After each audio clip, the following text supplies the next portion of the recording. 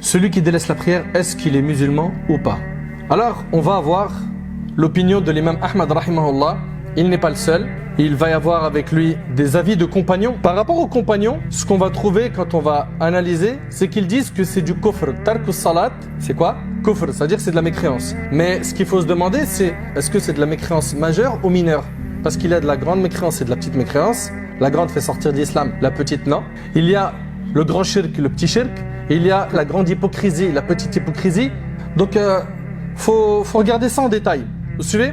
Donc, il y a beaucoup de compagnons qui sont de l'avis, et ils sont quand même nombreux, hein. Omar ibn Khattab, Ibn Mas'ud, Ibn Abbas, Mu'adh ibn Jabal, Jabir ibn Abdullah, Abu Darda, etc., qui eux sont de l'avis que celui qui délaisse la prière, ils disent qu'il a fait du kufr.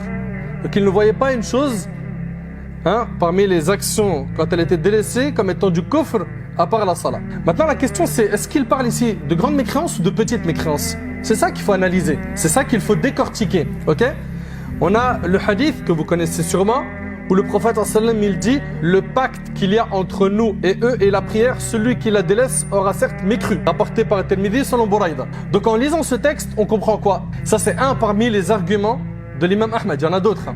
Il y en a dans le Coran, il y en a dans la Sunna. Mais celui-là, on va dire que les jeunes se le transmettent beaucoup par SMS, dans les réseaux sociaux. Voilà, le pacte qu'il y a entre nous et eux, entre nous et les non-musulmans, c'est la prière. Celui qui la délaisse aura mécru.